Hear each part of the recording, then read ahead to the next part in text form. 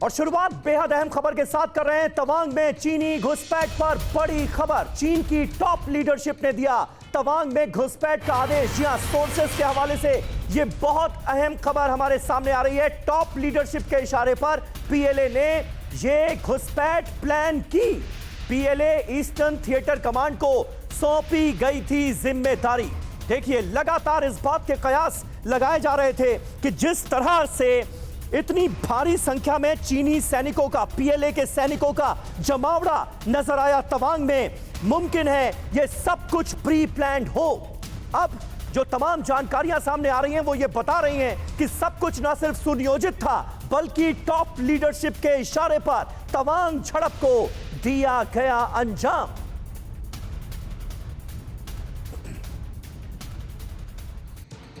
तो देखिए, सोर्सेस के हवाले से ये बहुत अहम खबर है जो हम आपके सामने रख रहे हैं। सूत्र जो बता रहे हैं तवांग में अतिक्रमण की कोशिश चीन की सोची समझी चाल थी। तवांग में कब्जे का किसने दिया ऑर्डर? कैसे चीन की साजिश का पर्दाफाश हो गया? आइए ये आपको बताते हैं। कुछ अहम जानकारियों का रुख करते हैं। तवांग में जो झड़प हुई, किसने दिया इसका ऑर्डर? यह सवाल हर किसी के जहन में था। जवाब यहां है। कहां से आया ऑर्डर? चीन की टॉप लीडरशिप ने यह आदेश दिया। ये सोर्सेस दावा कर रहे हैं। किसे ऑर्डर दिया गया? कमांडर लिन जियांग। इस कमांडर की तस्वीर कल भी हमने आपको दिखाई थी। अब पता चल रहा है कि टॉप लीडरशिप से ऑर्डर डायरेक्ट इसके पास आया। ईस्टर्न थिएटर कमांड को यह जिम्मेदारी सौंपी गई। इस तरह से अवैध अतिक्रमण किया जाए, इसके आदेश दिए गए और इस आदेश को अंजाम दे रहे थे पीएलए के सैनिक। कैसे जमीन पर उतरा प्लान? तवांग के यांगसे पर कब्जे का टारगेट बना। यांगसे इलाके को चुना गया क्योंकि यह इलाका ऊंचाई पर मौजूद है, 17,000 फीट की ऊंचाई पर। पीएलए के ईस्टर्न कमांड की यूनिट को बाकायदा इसके लिए तैयार किया गया। उनको ट्रेनिंग दी गई। 600 सैनिकों को यांगसे पर कूच करने के लिए कहा गया। जी हां, 600 सैनिक जिन्हें यह काम सौंपा गया। भारतीय सैनिकों ने चीनी सरकार का प्लान चौपट कर दिया। तो जिस खौफनाक इरादे के साथ पीएलए के सैनिक यहां पर पहुंचे थे उसको अंजाम दे नहीं पाए। आखिर क्यों बार बार भारत में दखल दे रहा है चीन? यह सवाल आपके भी जहन में जरूर उठ रहा होगा। चीनी राष्ट्रपति शी जिनपिंग के दिमाग में आखिर चल क्या रहा है, यह हम अब आपको समझाते हैं। तवांग में मुंह की खाई है चीन ने, तवांग में झटका। जिनपिंग के दिमाग में आखिर है क्या, यह समझिए। चीन में विरोध तेज हो रहा है। ध्यान भटकाने के लिए भारत से विवाद को, झगड़े को और तूल देने की कोशिश शी जिनपिंग कर रहे हैं। सत्ता पर पकड़ मजबूत करने के लिए जिनपिंग की यह बड़ी चाल मानी जा रही है। सुस्त इकोनॉमी से चीन में रोजगार का बड़ा संकट पैदा हो गया है। यानी तमाम घरेलू मुद्दों से कैसे ध्यान भटकाया जाए, इसकी कोशिश साफ तौर पर नजर आती है। रियल एस्टेट में गिरावट से चीनी बैंक्स को 17.6 लाख करोड़ का घाटा हुआ है। और कहीं ना कहीं ये तमाम वो मुद्दे हैं जिनसे ध्यान भटकाने की कोशिश में लगे हैं शी जिनपिंग। विस्तारवादी नीति तो है ही, एक्सपेंशन की पॉलिसीज को लगातार तेज करने की रणनीति पर चीन काम कर रहा है, आज से नहीं बरसों से। और आइए, जैसा कि हमने आपको शुरू में बताया था, टीवी9 भारतवर्ष की जाबाज टीम इस वक्त तवांग पहुंच गई है और तवांग से हमारे सहयोगी गौरव अग्रवाल इस वक्त लाइव मौजूद हैं। एक और सहयोगी हमारी अंजू निर्वाण भी तवांग पहुंच चुकी हैं। ये दोनों सहयोगी हमारे इस वक्त लाइव कनेक्ट हो चुके हैं हमारे साथ। गौरव, सबसे पहले मैं आपके पास आऊंगा। सबसे पहले आप तवांग पहुंचे, वहां जाकर क्या फील हुआ आपको? क्योंकि यही वो इलाका है, यानी जहां आप मौजूद हैं उससे थोड़ी दूरी पर वो इलाका है जहां पर चीनी सैनिकों के साथ भारत के जाबाजों की झड़प हुई। आप ये कह सकते हैं जबीर कि इस वक्त टीवी9 भारतवर्ष की टीम एलएसी के बिल्कुल नजदीक है। और देखिए, आपने बहुत सारे कारण बताए, लेकिन अब मैं वो कारण बताने जा रहा हूं और वो दिखाने जा रहा हूं जो चीन की जल्लाहट के सबसे बड़े कारणों में से एक है। मेरे ठीक पीछे ये तवांग की वो मशहूर मॉनेस्ट्री है जिसको 1680-1681 में 5वें दलाई लामा के निर्देश पर बनाया गया था। राजू, जरा ये बोर्ड दिखाइए।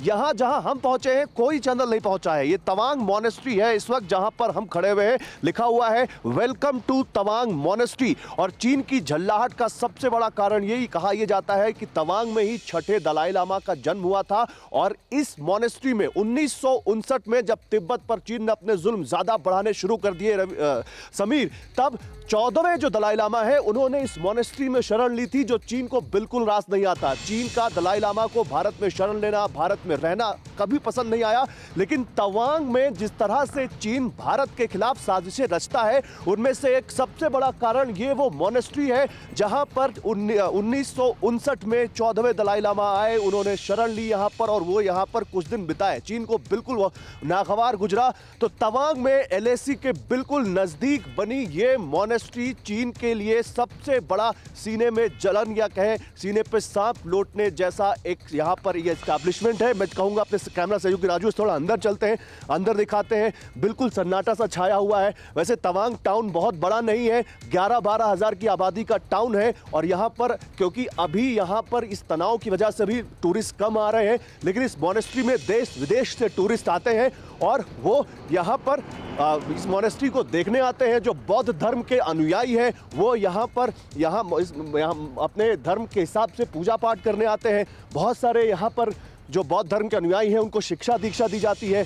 मौसम की बात करें तो मौसम लगातार बिगड़ रहा है समीर, यहाँ पर मौसम लगातार यहाँ पर अब बिल्कुल बदली सी छा गई है और कभी भी किसी भी वक्त यहाँ अंधेरा हो सकता है, ऐसा कहा जा रहा है।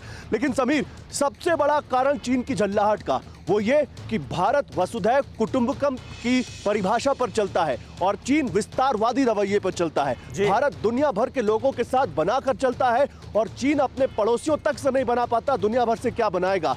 और जिस यांकी पोस्ट की आप बात कर रहे हैं, मैं अपने दर्शकों को ये बता दूं कि यांकी पोस्ट क्यों बहुत अहम है। यांकी पोस्ट इसलिए बहुत अहम है क्योंकि वो एक डोमिनेटिंग पोस्ट है। अगर यानसे की यांकी पोस्ट पर किसी देश का कब्जा है जहां भारत का कब्जा है, और मैं बोल रहा हूं तो मुझे दिक्कत हो रही क्योंकि यहाँ ऑक्सीजन की कमी है थोड़ी।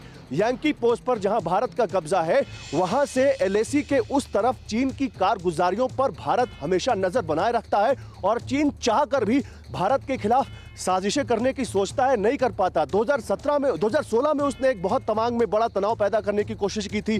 2021 में अक्टूबर के महीने में उसने इसी यांगसे पोस्ट पर ऐसा ही कुछ किया था जहां भारतीय जवानों ने उनको खदेड़ा था। लेकिन इस बार ये तनाव और बढ़ा है, इस बार कुछ जवान भी घायल हुए हैं, भारत के कुछ जवान घायल हुए हैं, चीन के और ज्यादा जवान घायल हुए हैं। आपको मालूम है चीन की मीडिया से कोई रिपोर्ट बाहर नहीं आती, भारत लगातार ये जानकारी दे रहा है और दुनिया भर में अब चीन के ऊपर इसको लेकर प्रेशर बिल्ड किया जा रहा है कि जल्दी से जल्दी चीन अपने विस्तारवादी रवैये से पीछे हटे। और जो मैकमोहन लाइन है, देखिए इसमें भी बड़ा इंटरेस्टिंग है ये। देखिए 1914 में जो मैकमोहन लाइन अस्तित्व में आई, लेह लद्दाख में चीन उस एलएसी को नहीं मानता, यहां पर उस एलएसी को मेंटेन किया जा रहा है ईस्टर्न सेक्टर में। लेकिन यहां भी चीन की पूरी कोशिश है कि वो मैकमोहन लाइन को भी पीछे से आगे बढ़े और भारतीय क्षेत्रों पर कब्जा करने की कोशिश करे।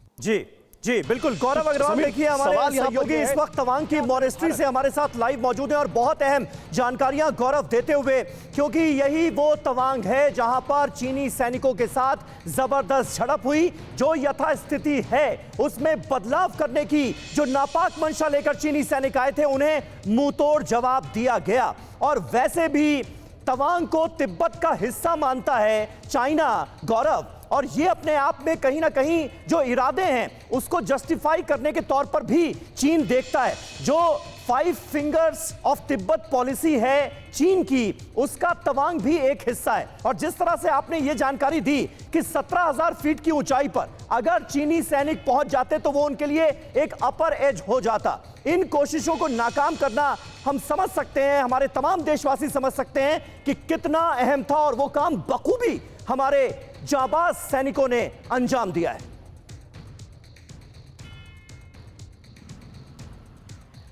मैं थोड़ा और अंदर चलूंगा समीर, और मॉनेस्ट्री में थोड़ा और अंदर जाने की कोशिश करेंगे हम और वहां भी थोड़ा और आपको दिखाने की कोशिश करेंगे इस मॉनेस्ट्री को। लेकिन समीर, जो बिल्कुल हमारे जवान तैयार हैं, हमारे जवानों को इस हिसाब से तैयार किया जा रहा है। इनफैक्ट अब भारत और चीन की सीमा के जब पर जो जवान लगे हैं सेना के या आईटीबीपी के, उनको बाकायदा मैंडारिन सिखाई जा रही है ताकि जो चीन के जवान आपस में बात करते हैं उनको समझ सके, उनको तमाम तरह की ट्रेनिंग दी जा रही है। वो कटीले देखिए, भारत और चीन के बीच एक समझौता है कि एक लिमिटेड दायरे में आप फायर आर्म्स का इस्तेमाल नहीं करेंगे। इसीलिए अक्सर आज आप देखते हैं कि जब कुछ ऐसा होता है तो कटीले तारों का कटीले तार लगे डंडों का इस्तेमाल किया जाता है, बेसबॉल बैट का इस्तेमाल किया जाता है, बेटन का इस्तेमाल किया जाता है। वो इसीलिए क्योंकि ये समझौता है। लेकिन एक और समझौता हुआ था जिस तवांग को आप तिब्बत के हिस्से के बारे में बात कर रहे थे। 1914 में तिब्बत की सरकार और ब्रिटिश इंडिया में यह समझौता हुआ था कि यह तवांग अब भारत के पास जाएगा और तभी ये मैकमोहन, हेनरी मैकमोहन के नाम पर यह मैकमोहन लाइन अस्तित्व में आई थी। लेकिन चीन जो कभी भी इस बात को नहीं मानता, उसने हमेशा इस पूरे समझौते में अड़ंगा लगाया, आज भी लगा रहा है और इसीलिए तिब्बत पर तो उसने कब्जा कर रखा है। लेकिन न केवल तवांग बल्कि वो अरुणाचल प्रदेश के एक बड़े हिस्से को कहता है कि ये चीन का हिस्सा है और इसीलिए वो ऐसी साजिशें करता रहता है। और इसीलिए अपनी सीमा में उसने अरुणाचल प्रदेश की उस तरफ एलएसी में कुछ ऐसे गांव बनाए हुए हैं जिनको वो सिविल इंफ्रास्ट्रक्चर कहता है, लेकिन वो स्ट्रैटेजिक इंफ्रास्ट्रक्चर है और जरूरत पड़ने पर कभी भी चीन वहां पर अपने सैनिकों को भेज सकता है। और कभी भी देखिए, ये मॉनेस्ट्री दिखाइए, ये विजुअल दिखाइए राजू, कभी भी अपने सैनिकों को भेज सकता है, कभी भी उसका स्ट्रैटेजिक फायदा उठा सकता है और कभी भी बहुत जल्दी से वहां पर मूवमेंट कर सकता है, सैनिकों को इकट्ठा कर सकता है। अब भारत ने इसके जवाब में क्या किया ये भी जानिए। भारत ने इसके जवाब में जो अरुणाचल की सीमा पर 624 गांव हैं उनको वाइब्रेंट विलेज में तब्दील किया है और वो अब भारत की सामरिक संपत्ति है। वहां रहने वाले लोगों को विशेष ट्रेनिंग दी जा रही है, सुविधा दी जा रही है कि चीन की अगर कोई कारगुजारी आपके सामने आए तो तुरंत वो सैनिकों को या बॉर्डर पर लगे जवानों को या सरकार को सूचित करें ताकि 5G नेटवर्क का बहुत तेजी से विस्तार किया जाए। 4G नेटवर्क का, 5G तो अब आ रहा है इंडिया में, 4G नेटवर्क का बहुत तेजी से विस्तार किया जा रहा है। कोशिश की जा रही है कि 5G वहां तक लाई जाए और तमाम चाहे वो सिविल हो या फिर मिलिट्री जो तैयारियां हो भारत की पूरी है। और वो कोशिश यही है कि एलएसी पर चीन अब वो ना कर पाए जो उसने पहले करने की कोशिश की और अब चीन को बिल्कुल मुंहतोड़ जवाब दिया जा सके। समीर, ठीक है, बिल्कुल बिल्कुल गौरव, बने रहे आप हमारे साथ।